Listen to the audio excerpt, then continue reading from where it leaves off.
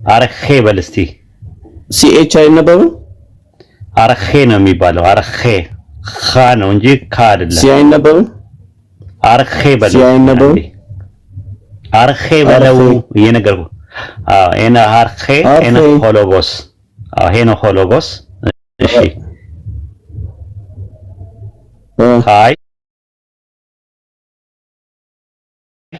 ካይ ሆሎጎስ ኤን ሆሎጎስ ይላል ኤን በኤም ካይቲዮስ ኤን ሆሎጎስ እሱ ትክክል ነው። ሶስተኛው እንትን ሶስት አንጓ ነው ያለው ሶስት አንጓ ነው ያለው በሶስቱም አንጓ ውስጥ ካይ ዌብሳይቱን ያነበብኩበት ዌብሳይት ጀሆቫ ዊትነስ ነው የሚለው እነሱ ነው እንትን ኢንተርሊኒየር አይደል ያስከው ኢንተርሊኒየር አይደል ያስከው ምንድነው ኢንተርሊኒየር የጀወይቶቹ ግሪክ ኢንተርሊኒየር ይባላል ያስከው ኢንተርፕሬቴሽን ኢንተርሊኒየር ነው ያስከው የነሱ ኒወል ትራንስሌሽን አይደል ያስከው በቃ ወይ ቻትጂፒቲ ነው አይደለም ኒወል ትራንስሌሽን ነው ያስከው ኧረ ዝም ብሎ ዌብሳይት ነው እኮ የማን ነው የጀወይቶቹ ዌብሳይት አይደል እኮ ታዲያ ኒወል ትራንስሌሽን ነው የሚባለው እኮ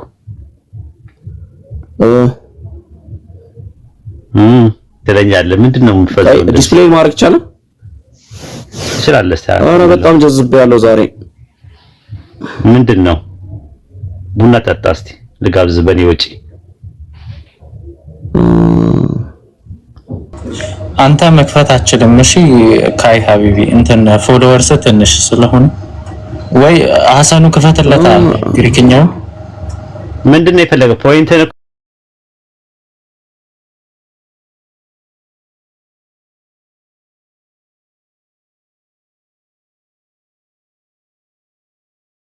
በባለቤት በተሳቢ በተዛዋሪ ምናምን አኩዜቲቭ ኖሚኔቲቭ ዳቲቭ ጄኔቲቭ ሎካቲቭ ቮካቲቭ የሚባሉ 8 ናቸው ያሉት ከ8 ውስጥ አሁን በዋነኝነት የሚታወቁት ሆ ብለህ ስትጠቀም ባለቤት ላይ ነው ዴፊኒት አርቲክል ተሳቢ ስታረጋው ደግሞ ቶን ብለህ ትጠቀማለህ ከዛ በኋላ ደግሞ በአገናዛቢ ስታረግ ቱ ብለህ ትጠቀማለህ አይደለ እንደዚህ አይነት አተረጓጎሞች አሉ የአገናዛቢ ምናምን ነገሮች አሉ ወደ 8 አይነት አንትኖች አሉ ዴፊኒት አርቲክል ከሌለው የለውም ነው ራሱ እንጂ ኤ እና አን ብላ አትተረጉመውም ለምሳሌ ዮሐንስ ወንጌል 1:8-6 ላይ ስሙ ዮሐንስ የሚባል ከአምላክ ዘንድ የተላከ አንድ ሰው ነበር ይላል አይደል አምላክ የተባለው ማን ነው እሱን ቴስቲሞኒ እንቀበላለን ማን ነው አምላክ የተባለው ዛጋ ማን ነው ዘፋዘር ነው ዘፋዘር ነው ዛጋ ዴፊኒት አርቲክል አለ ወይስ የለውም እዛ ላይ ግሪክኛው ሁሉም ጋር ዴፊኒት አለ ኦልድ ቴስትመንት ላይ እንደዛው ነው ዮሐንስ ወንጌል 1:6 ላይ ዴፊኒት አርቲክል አለ ወይ ግሪኩ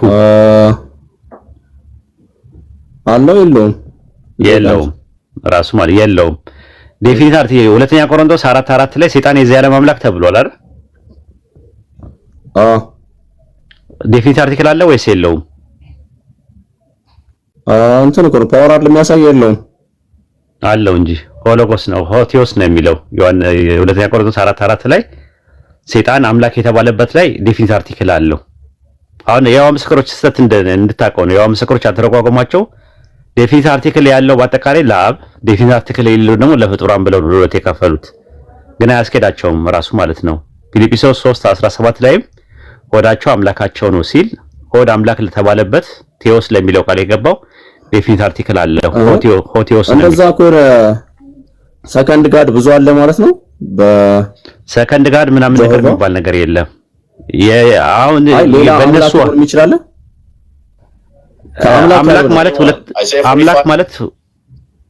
አምላክ ማለት ብዙ አይነት ትርጉም ነው ያለው ሁለት አይደል ኦንቶሎጂካል ተርም አለ ፈንክሽናል ተርም አለ አይደል አምላክ ኦንቶሎጂካል ተርም ለአብ ብቻ ነው የሚጠቀምበት አይደል ለያህዌ ብቻ ነው የሚጠቀምበት ኦንቶስ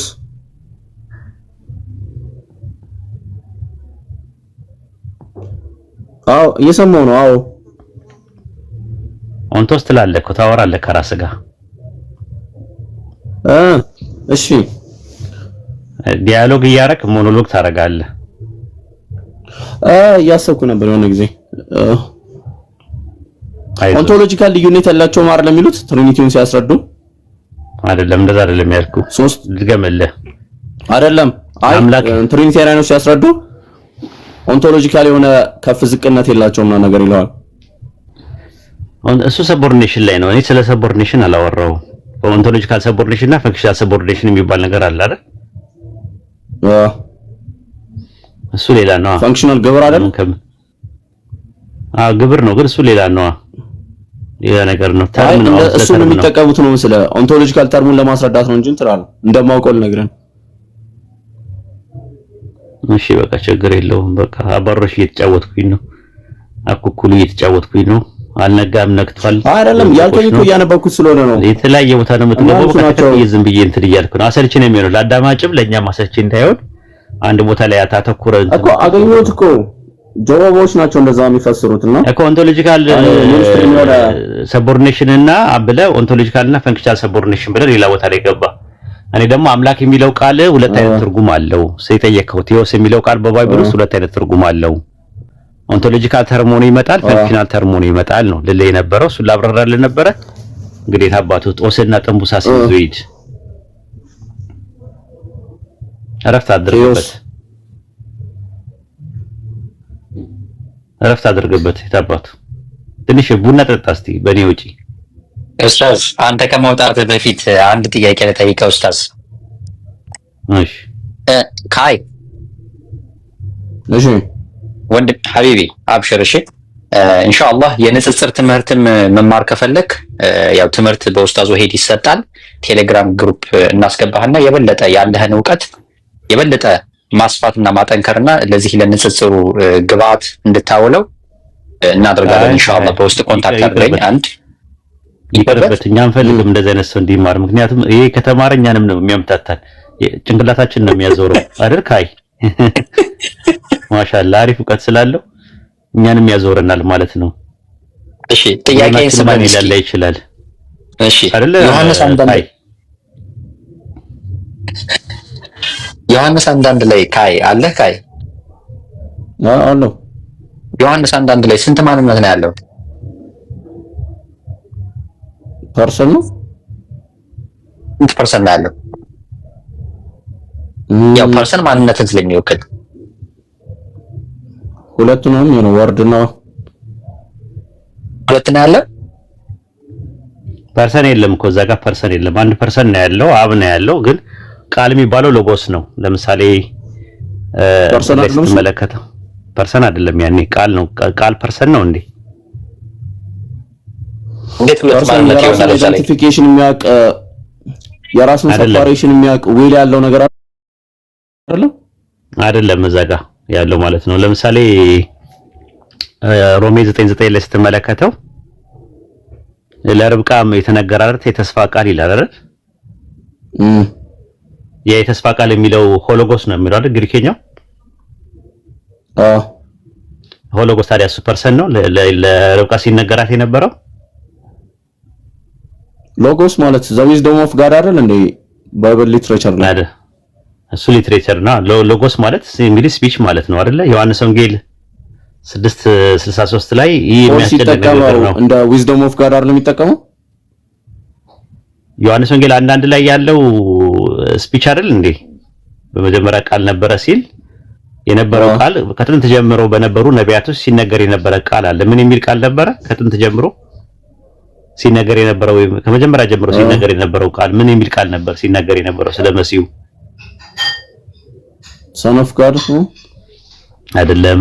ከመጀመሪያ ከጥንት ጀምሮ ለነቢያት ሲነገረው እንትን ላይ ሉቃስ 1:7 ላይ እግዚአብሔር ከጥንት ጀምሮ በነበሩ በነቢያቱ አፍ ተናግሮት የነበረውን ቃል በዳዊት ቤት የመዳን ቀንድ አብቅሏልና ይላል። ሲነገር የነበረው ቃል ምን የሚል ቃል ነበረ?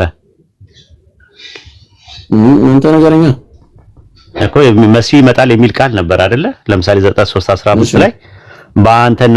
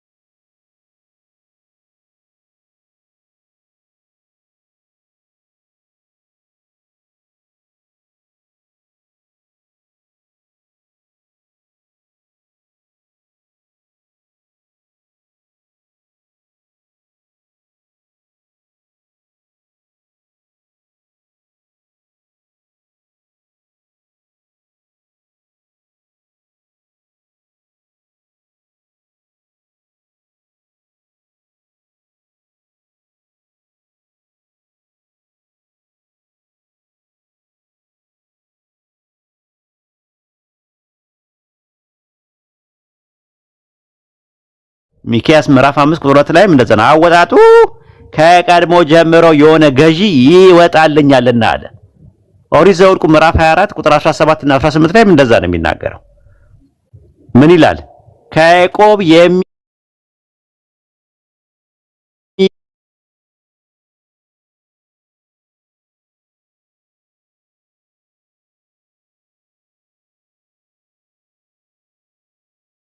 የሚባለው ይፈጸማል አለ። ሆነ ኤግኔቶ ሆነ የሚለው ቃል ተፈጸመ በሚል ባይብል ላይ ብዙ ቦታ ላይ ይመጣል ራሱ። ከዛ አንፃር ነው የምናየው ማለት። ለዛ ነው አንደኛ ዮሐንስ መልእክት ምዕራፍ 1 ቁጥር 1 ላይ ስለ ሕይወት ቃል ከመጀመሪያ የነበረውና የሰማነው የሚሰማ ነበር። ከዛስ ቃል ሥጋ ሲሆንና የሚታይ የሚዳስስ ሲሆን በዓይናችን ያየነው እጆቻችን የዳሰሰውን እናወራለን እያለ ይቀጥላል ማለት ነው።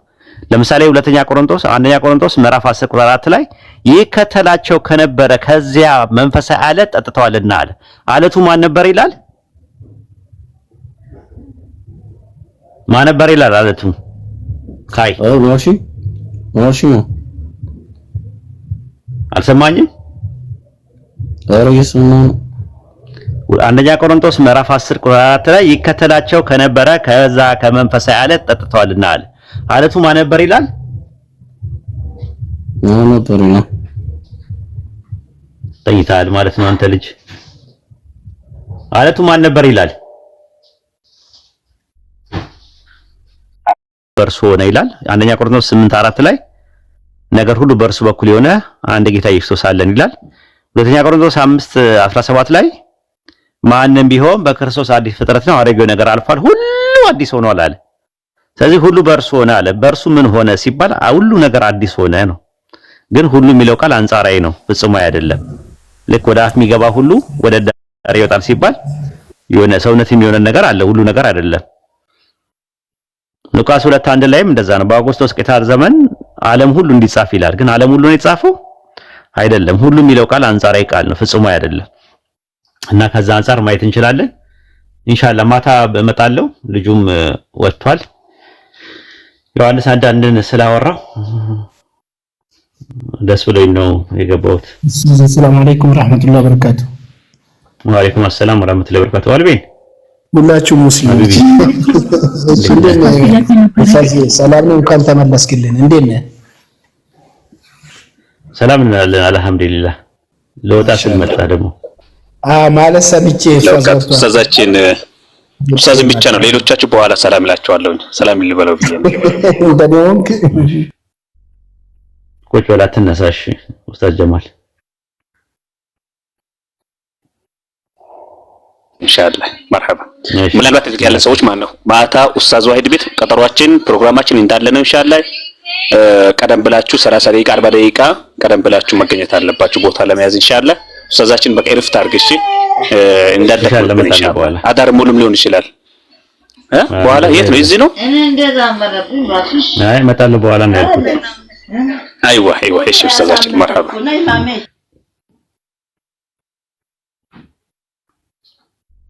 እንግዲህ እንዳይወጣ ኡስታዝ እንዴት ክርስቲያኖች ስላሉ ከቻለ ኡስታዝ እንትን ሰላም ይበላቸው፣ ካልሆነ ደግሞ ኮሪያ ብለሽ ያየው ይላል። ኮሪያ ብለሽ ያየው ግን የመጀመሪያው ምን ነበር የፈለግሽው? እንትን በ376 ላይ አማርያምን ኮሪያ ብለው ይሏታል ተብሎ ነበርና ፈተና ላይ የወጣው ሌላ ነበርና ስለተበላሁ ትንሽ ተናድጄ ነው። ቦነስ አለው ችግር የለው። መርሐባ እሺ፣ እንደዛ ከሆነ በሉ ደህና ዋሉ። ጁስተስ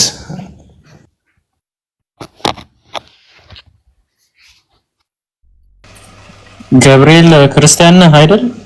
ኡስታዝ ሳይወጣ ገብርኤል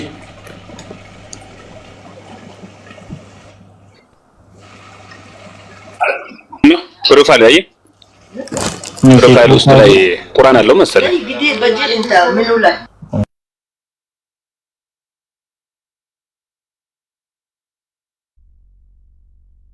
ወልቢ፣ ዊዲያኒ፣ ሐሰን ሁላችሁ ታችም ያላችሁ እንደምን ቆያችሁልኝ?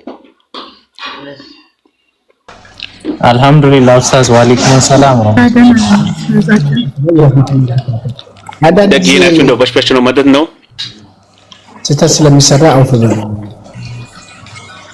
ማለት ወልቢ አልገባኝም። ማለት ዝም ብዬ አሁን ሙስሊሞች በተሰባሰቡበት አንድ ሰው ለብቻ ተነጥሎ ሰላምታ አይጠየቅምና ለዛ ነው አውፍ በሉኝ።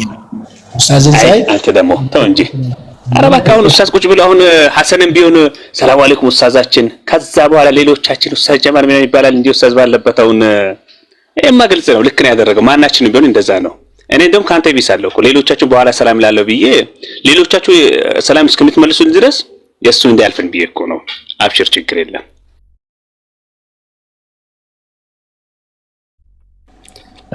ኤቨር ካለህ እንትና ጋር ቀጥል። ኤቨር አለ ሀቢብ አለይኩም ወራህመቱላሂ ጀማ እንዴት ናችሁ? ሰላም ብያለሁ ሁላችሁም ከላይም ከታችም ያላችሁ። ወአለይኩም ሰላም ወራህመቱላሂ ወበረካቱ። ቀጥል ጎንደሬው ጋር ሐሰኑ ወይ ኢብኑ ካላችሁ መቀጠል ትችላላችሁ። ኦልራይት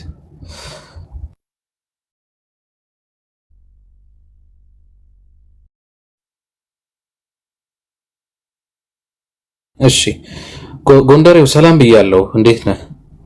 ሰላም እንዴት ናችሁ? ሰላም ነው አለን። ከየት ቤተ እምነት ነህ ጎንደሬው? ኦርቶዶክስ፣ ካቶሊክ፣ ፕሮቴስታንት፣ ክርስቲያን ነህ?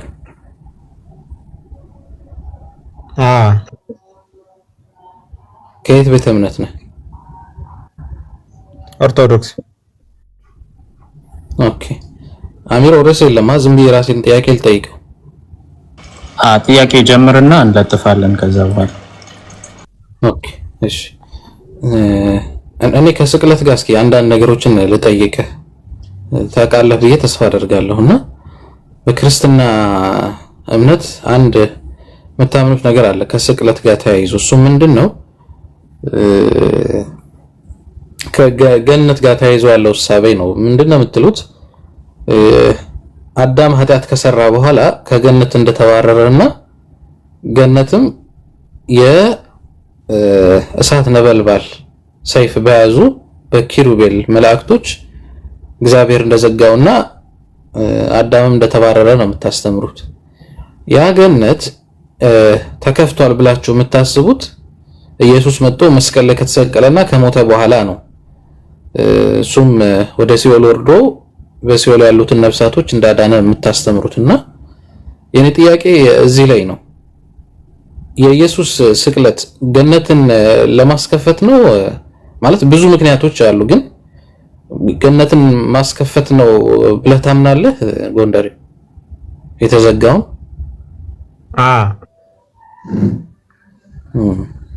ኦሬ እንደዛ ከሆነ ከኢየሱስ ስቅለት በፊት ገነት ክፍት ነበረች ማለት እንችላለን? ማለት የሞቱ ነፍሳት ወደ ገነት ይገቡ ነበር ብለን ማለት እንችላለን? አይገቡም። ከገቡስ የኢየሱስ ስቅለት ላይ ጥያቄ ነው። ምን ለማለት ፈልገህ ነው?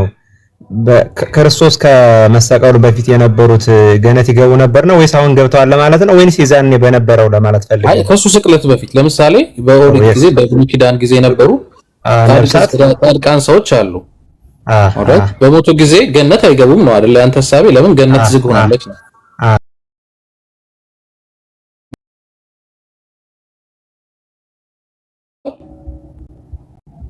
ችግር የለም። ምን ላይ ነው ክፍሉ ያነበብከው? ንገረኝ እንዳልደጋግምብህ። ሌላ ብዙ ስላለ እሰጥሃለሁ። በአንተ ያምራል ማስተረጃውን ብትሰጠኝ። እሺ አሚሮ አለ ወይ? ሐሰኑ መክፈት ከቻላችሁ ክፈቱ፣ ካልሆነ እንዲሁ ባፍ ያነብልሃለሁ በአይነ። ኦኬ እሺ ሐሰኑ ከፍተኸዋል?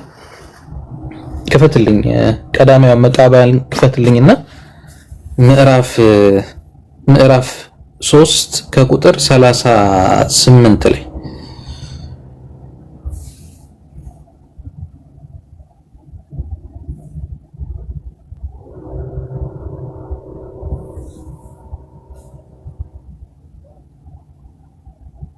እሺ በጣም ጥሩ። እሺ ይሄንን መጽሐፍ አንብበው ታውቃለህ ጎንደር? ካልሆነ እንትን ኮንቴክስቱ ልስጥ፣ አውዱን ልስጥ።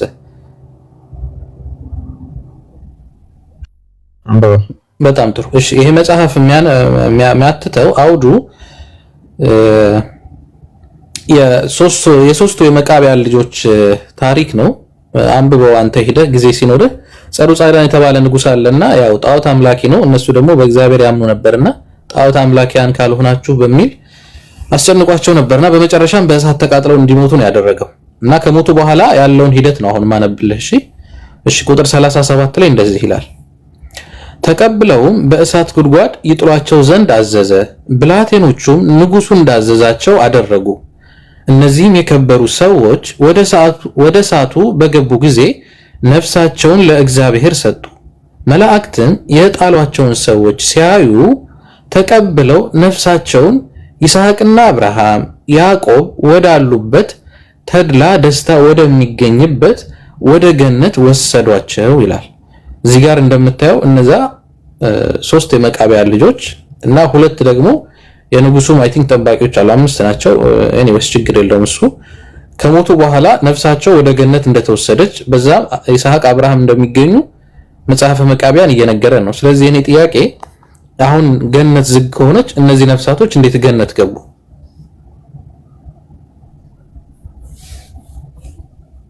ጎንደሬ እሺ ጥሩ ጥያቄ ነው ጠየቀኝ። በነገራችን ላይ ገነት የሚለውን ማየት ራሱ ይጠበቅ። ገነት ማለት ራሱ ትርጓሜው ምንድነው የሚለውን ራሱ ማየት አለብን። ገነት ማለት የግዕዝ ቋንቋ ነው ቃሉ ራሱ። እሺ ገነት ማለት ምንድነው የሚለውን ትርጓሜው መጀመሪያ ትርጓሜ ማየት ያስፈልጋል። ግን አሁን በአብርሃም በይስሐቅ በያዕቆብ ወዳሉበት ወደዛ ወሰዷቸው ይላል አይደለ? ያ ማለት ምንድነው? አንደኛ አሁን ብዙ አይነት ትርጉም አለው። እሱ አይነት ትርጉም ማለት የሆነ የምትረዳበት አውዱ ማለት ነው። ለምሳሌ እኛ ምን እናምናለን መሰለህ? በብሉይ ኪዳን ገነት ዝግ ነች፣ ግን ጽድቅ ሲሰራ የነበሩ ሰዎች ለምሳሌ እና አብርሃምን የመሰለ ነው እንጂ ማለት ሁሉን አያካትትም። አብርሃምን ብቻም ማለትን ለማለት ፈልጌም አይደለም። አብርሃምና አብርሃምን የመሰለ ደጋግ ሰዎች በሲኦል ውስጥ ሆነው ነገር ግን እሳቱ አይነካቸውም ብለን እናምናለን። ወይ ለከፈሙ እሳት ሚላለና በዛ ውስጥ ነው ስቃዩ አላገኛቸውም። ያ ማለት ምንድነው? በእደ እግዚአብሔር ይጠበቁ ነበር ማለት ነው። በእሳት ውስጥ ሆነው በእደ እግዚአብሔር ይጠበቁ ነበር እና ገነት ብሎ የሚጠራው ያንን ነው። አንተ ያነሳልኝ ያለው በአዲስ ኪዳን በሉቃስ አይ ቲንክ ሉቃስ ወንጌል ነው የአላዛርና የሄዳውና የሀፍታሙን የፓራብል የምንለው ኢየሱስ ያስተማረበትን ተንተርሰ ነው እያወራኸኝ ያለው። እሱ የአብርሃም እቅፍ የምትሉት ነው። በነገራችን ላይ በክርስትና ስለ ቀጣይ ዓለም ገነት ጋር ተያይዞ 3 ነገሮች ነው የምታነሱት። አንደኛው መንግስተ ሰማያት የምትሉት ነው። ሌላኛው ገነት ተብሎ የሚጠራው ነው። ሶስተኛው ደግሞ የአብርሃም እቅፍ ትሉታላችሁ። ኦልራይት እዚህ ጋር እያወራ ያለው ገነት ስለተባለ ሪል ፕሌስ ነው። ካስፈለገም ዲቴሉ በሌላኛው የመቃብያን ክፍል ላይ በዝርዝር ተቀምጧል። አሁን ይሄ ገነት ተብሎ አሁን አንተ ሪል ምን መሰለህ?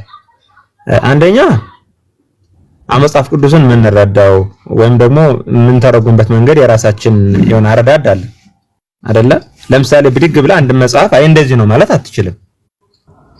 ወይ ደግሞ ገነት ነው ብሎ ወይ ተረጎመ ሊቅ ካገኘ ወይም ደግሞ እንደዛ ብሎ የተጻፈ ማለት ልክ ያንን ያ ከመቃብያ ላይ የተረጎመ ሊቅ ይኖራል። ለምሳሌ ተርጓሚያን አሉ። ለምሳሌ እናንተም አለ አይደለ?